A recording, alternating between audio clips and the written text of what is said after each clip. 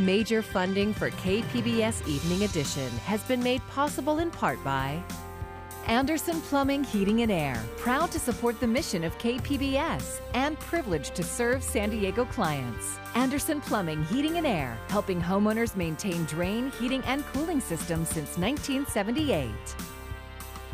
And by the Conrad Prebys Foundation, Darlene Marco Shiley, and by the following.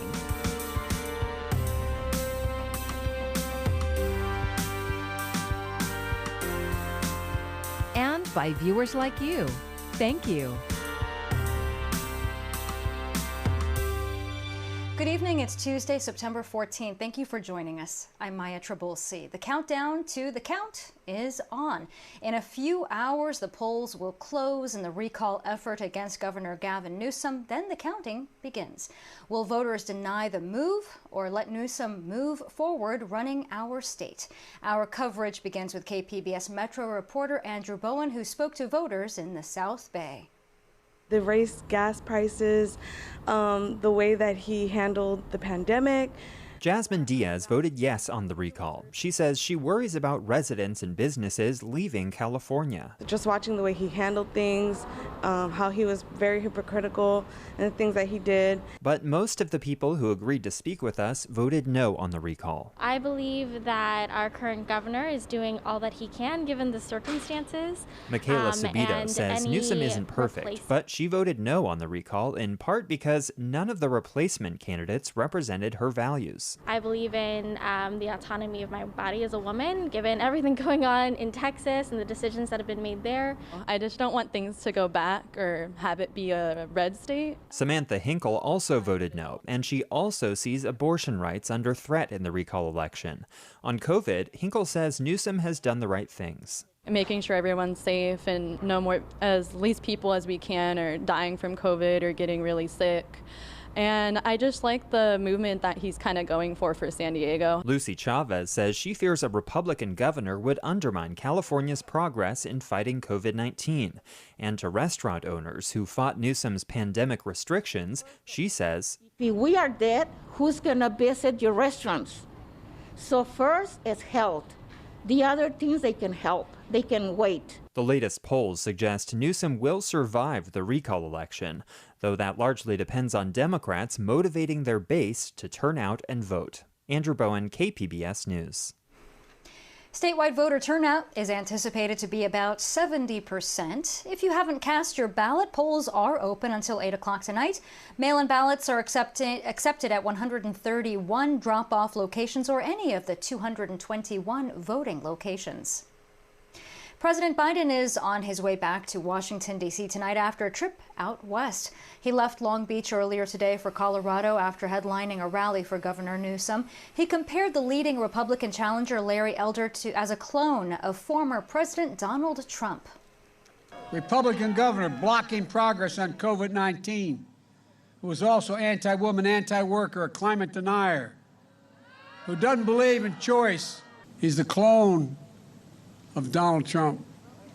Can you imagine him being governor of this state?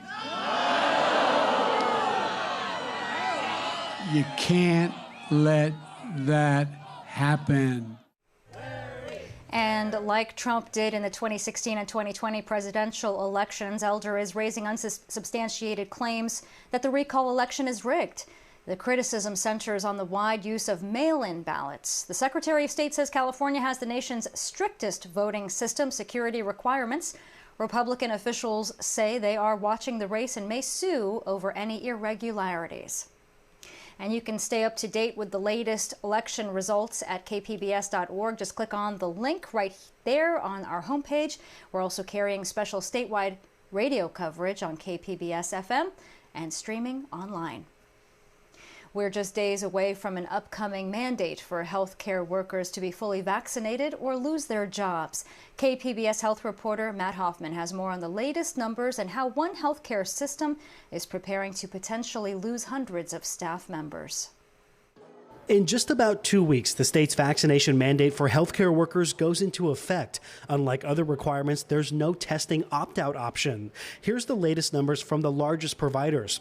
At Sharp Healthcare and UC San Diego Health, 89% of staff are fully vaccinated. At Scripps Health, it's 88%, 87% at Rady Children's, and 77% at Palomar Health. Local Kaiser officials did not provide numbers to KPBS. We're definitely very concerned about it. It's obviously not just Sharp, it's all of our other healthcare partners in town. At Sharp Healthcare, Chief Operating Officer Brett McLean says about 600 employees have not started getting vaccinated or filed for exemptions. That means they're at risk of losing their jobs, something McLean hopes does not happen, especially during an industry-wide staffing shortage. Very, very worrisome. We're enacting contingency plans to make sure that we have things in place to make sure that we can continue to take care of patients. While the state says healthcare workers must be vaccinated by September 30th, they're leaving it up to employers to implement the policy. At Sharp, workers not in compliance will be put on unpaid leave for 30 days, and if they aren't vaccinated by then, they're no longer employed. At Palomar Health, people will go on a leave of absence for up to 30 days, and at Kaiser, unvaccinated employees will be on unpaid leave for up to 60 days before facing termination. Healthcare workers can also request exemptions based on medical or religious reasons.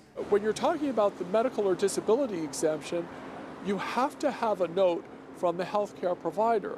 The same is not true of claiming the religious exemption. Systems are getting hundreds of requests for religious exemptions, but legal analyst Dan Eaton says there's a gray area in determining what exactly qualifies as a religious exemption. Employers certainly can have employees fill out a form explaining the basis of the religious exemption.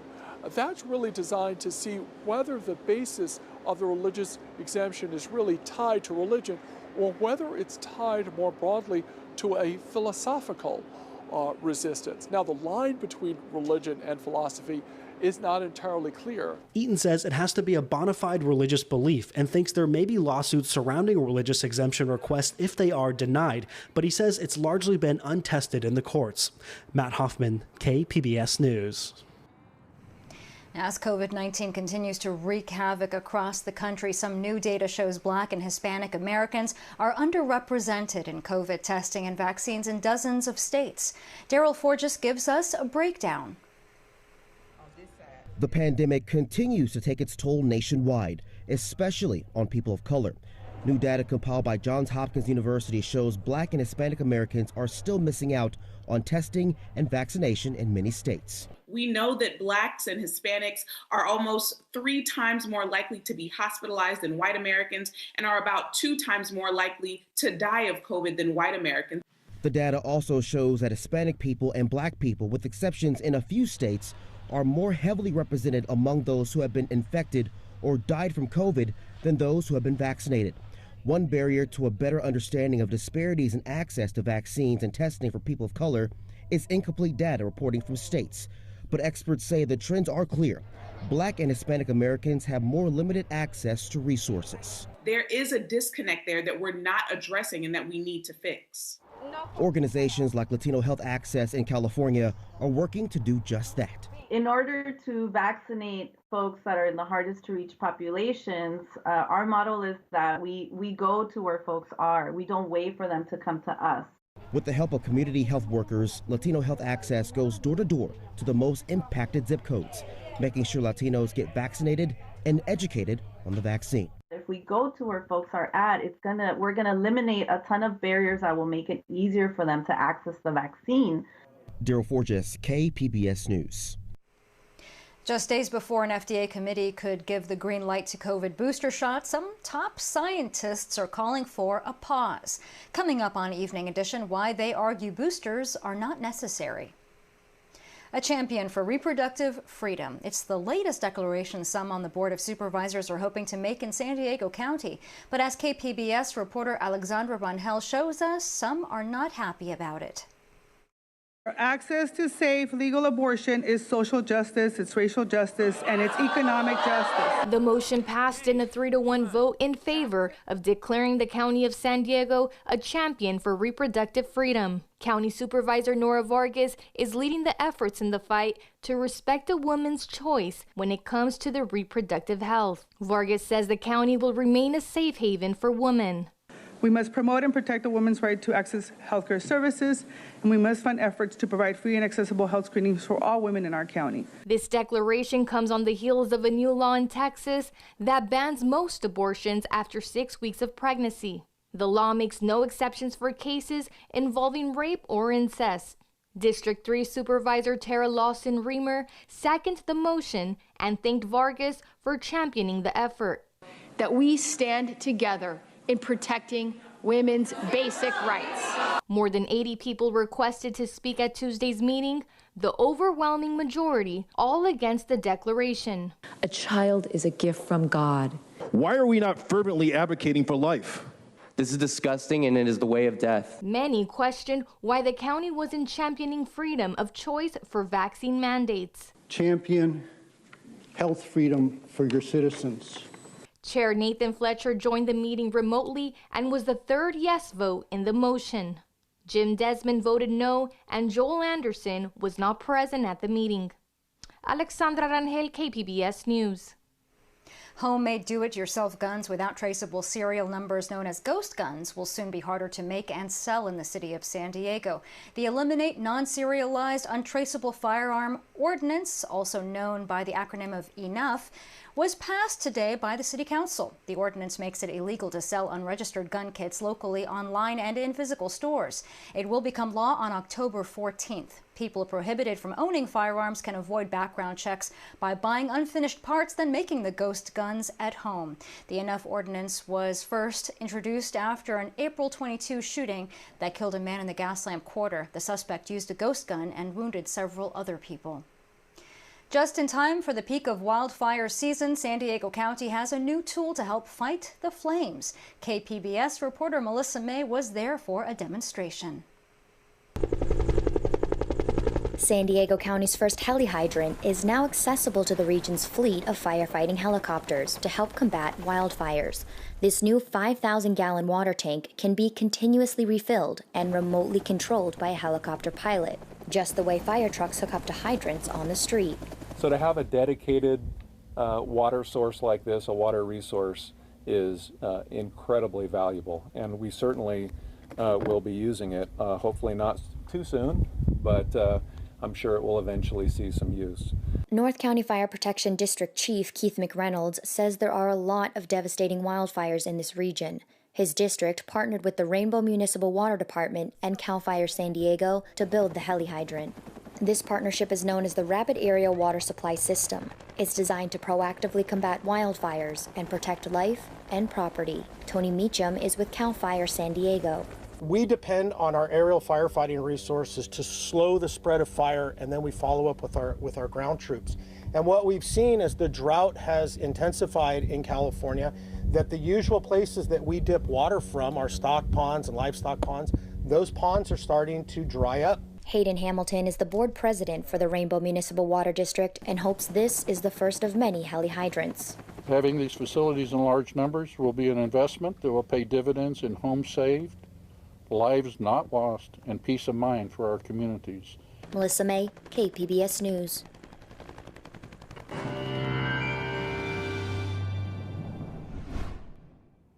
We're looking at some cooler days in the forecast to come, much closer to what is average for this time of year, although in some spots it's still going to be a little bit warmer than where we should be. And there is no rain coming our way anytime soon. So that's a little bit of bad news that's in the forecast. It's looking to stay pretty much bone dry here. Temperature-wise, as we move into tonight, we fall back into the upper 50s in Oceanside, 54 degrees over in Escondido, 72 there for your low over in Borrego Springs. And then looking ahead to Wednesday, it's still hot, especially in the interior sections here. Upper level high continues to build on in, warm and dry elsewhere. But again, temperatures for the most part are going to be cooling off over the next several days. It's the trend that is our friend here. So 86 over in Vermona, 103 in Borrego Springs for your highs on Wednesday. El Cajon getting up to 85, 75 over in San Diego. And Thursday, you'll notice that heat doesn't quite get to the coast. The coastal areas are likely going to stay a little bit more comfortable for the this time of year and much more seasonable, so closer to what is average for us. As we look ahead to the next several days near the coast, temperatures sitting in the mid-70s. Plenty of sunshine in the forecast. May have a little bit of marine layer cloud cover there during the morning hours, but that should clear up and allow for sunshine to return in the afternoon. Further inland, temperatures falling out of the low to mid-80s back into the upper 70s by the time we get to the end of this coming weekend. Also, plenty of sunshine, no rain in the forecast. And in the mountains, it's one of the cool spots. Look at this. We drop off into the low 60s on Saturday. Overnight temperatures falling down into the low 50s by the time we get into Sunday. So some really cool weather is going to be moving in here to the mountains. But in the deserts, we still remain hot. We're going to be closing in on the lower end of the triple digits here, but still remaining above 100 degrees. For KPBS News, I'm meteorologist Jessica Pash. San Marcos could be the next city to ban smoking in outdoor patios and dining areas. KPBS North County reporter Tanya Thorne has more on the proposal up for a vote this evening. San Marcos currently allows smoking in outdoor dining and patio areas. But things could change. That's because a proposal to ban smoking and vaping in those areas will be presented to the City Council today. San Marcos is one of the last cities in North County to adopt such a policy. There's smoke-free outdoor dining policies in the rest of the cities of North County and throughout the county of San Diego. Jennifer Gill with Vista Community Clinic says the proposal aims to protect customers and employees from secondhand smoke exposure. It's important that we limit the exposure to these, toxic chemicals, because we know there's plenty of research out there that it can cause health consequences even after just one single exposure. Ted Semprini is the owner of Players Sports Grill. He has mixed feelings about the proposal. When COVID-19 restrictions were in place, Semprini set up a designated smoking area for his customers. But littering became a problem. If they don't see a cigarette, an ashtray right in front of them, is to kind of either just stomp it and leave it there or flick it. And that's what we were seeing during the COVID when we made people come outside the patio to smoke. We were spending 15 to 20 minutes a day just on cigarette butts alone. So Semprini's other concern is enforcing the policy if it passes. It's going to be a very big challenge because I don't want my servers and bartenders and even myself to have to take our extra time to now be the cigarette police. I'm just hoping that our people that know the law will, abide by it. Gill says enforcement will be complaint-driven and law enforcement will not be issuing citations. We are going to do outreach to all of the restaurants in San Marcos, and we're going to provide signage, so they'll all get signs that they can put out on their patios. The proposal will be presented at tonight's City Council meeting. City Council will take a vote, but the proposal will be presented a second time at the next council meeting. If passed, the policy could go into effect within 30 days of the second vote. Tanya Thorne, KPBS News. An FDA committee is set to talk about COVID-19 vaccine boosters for general public on Friday.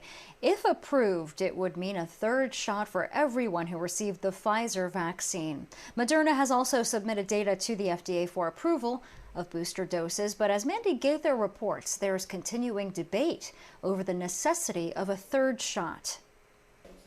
In just days, the FDA could give the green light to COVID-19 boosters, a third shot for everyone who got the Pfizer-BioNTech vaccine, Moderna seeking the same for those who got its vaccine. For weeks, top U.S. health officials have said an additional dose may help provide further protection against the coronavirus. The durability of the protection tends to wane, particularly in the context of the Delta variant. But the booster debate took a turn Monday with this opinion piece published in The Lancet from an international group of vaccine scientists, including 2 retiring FDA leaders. It says COVID-19 vaccines do not currently show a need for boosting, the lead author saying, taken as a whole, the currently available studies do not provide credible evidence of substantially declining protection against severe disease, which is the primary goal of vaccination. One expert isn't ruling it out in the long run. In the bigger picture, I do believe that boosters will be likely needed. The timing and nuances of these are hard. On the other side of the booster argument, the FDA saying the views of the authors do not represent the views of the agency. We look forward to a robust and transparent discussion on Friday about that application. But about 75 million eligible people in the U.S. have yet to roll up their sleeves. Some experts say the focus needs to be on them. Let's get vaccine doses into people who are unvaccinated, and then we will see. For Health Minute, I'm Mandy Gaither. And the Lancet paper also argued that the current COVID-19 vaccine supply could save more lives if used in people who are not yet vaccinated than if used as boosters. For the latest on the pandemic and resources, you can check out the Tracking COVID-19 section at kpbs.org. And that includes details on vaccines, the latest case numbers, and our local reporting. You can get there by clicking the link on our homepage. The new fall semester is bringing new opportunities for students on the Chula Vista campus of Southwestern College. A modern $66 million performing arts center is now open. KPBS education reporter MG Perez tells us more about its impact on the South Bay and the next generation of artists. There we go. Yeah. Sarah Marie White makes every movement with meaning. She's a dancer learning how to express her artistic talent and develop tenacity. It's a huge adrenaline rush. You really crave that attention, and you feed off the audience. It's an unreal feeling, if I'm being honest. It's amazing. Sarah is one of the first students to take classes here at the new 41,000 square foot Performing Arts Center on the campus of Southwestern College. This brand new complex is state of the art. Veteran dance professor Mary Jo Horvath is determined to use her modern classroom studio to train and cultivate the distinct and diverse talent coming from the South Bay community. Some are coming in with folklorico training, some are coming in with Polynesian training, belly dance, Latin, and you're going to have those same people in a ballet class or a tap class or a musical theater class. This is the large auditorium, which will primarily be used for music concerts, but it will also be used for dance concerts and also occasionally for theater performances. The Southwestern College Performing Arts Center is not just for learning. It's for entertaining, too.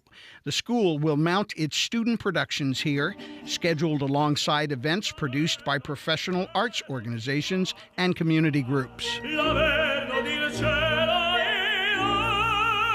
Negotiations are underway with the San Diego Opera.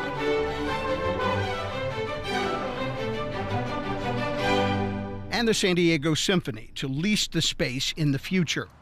The complex cost $66 million to design and build. All of it was paid with bond money approved by local voters in November 2016. We really thank the voters of Chula Vista who saw the vision for what could happen at Southwestern College if they just injected some funds here.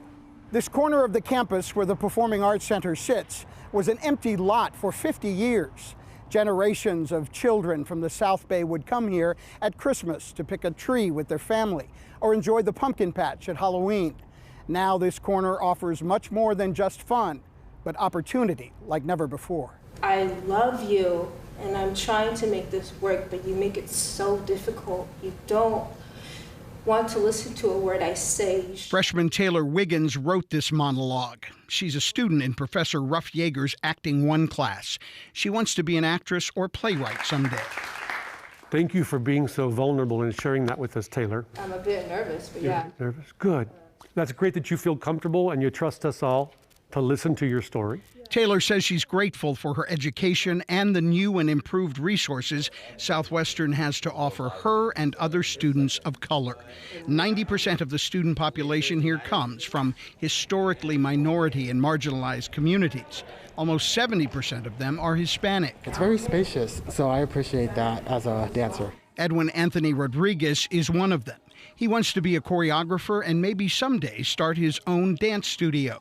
This is where the dream begins for him. English was not my first language. I learned Spanish first. I learned English by the time I was 5, so I have a lot of Mexican background, and I really appreciate it. I love to hone my heritage. That's why I'm also a Latin dancer, so I can really get in touch with my roots. Professor Horvath has spent 31 years on the Southwestern faculty, teaching and creating a community of next-generation dancers. She provides the education and encouragement that often takes her students much farther than a stage. I think dance kind of gives them a new outlook on life. They start to kind of come out of their shell a little bit as they gain technique and as they perfect their craft. Just a few weeks into the fall semester, this multi-million-dollar investment is already yielding a profit of potential. MG Perez, KPBS News.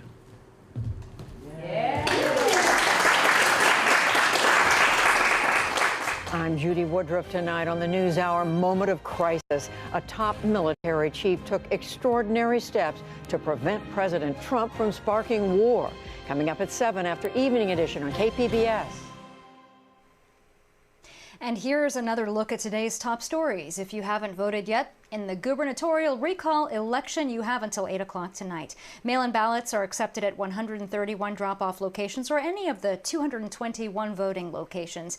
If you're in line by 8 p.m., you will be allowed to vote. The San Diego County Registrar's Office says as of this morning, about 45% of registered voters had turned in their ballots.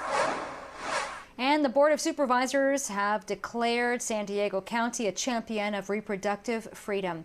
The resolution calls for the county to defend and fight for reproductive freedom, as well as welcome those seeking access to safe, legal abortion. It was approved in a 3-to-1 vote. Supervisor Jim Desmond was opposed, while Joel Anderson was absent. You can find tonight's stories on our website, kpbs.org. Thanks so much for joining us. I'm Maya Trabulsi. Have a good night. Major funding for KPBS Evening Edition has been made possible in part by Anderson Plumbing, Heating and Air, proud to support the mission of KPBS and privileged to serve San Diego clients. Anderson Plumbing, Heating and Air, helping homeowners maintain drain, heating, and cooling systems since 1978. And by the Conrad Prebys Foundation, Darlene Marcos Shiley. And by the following.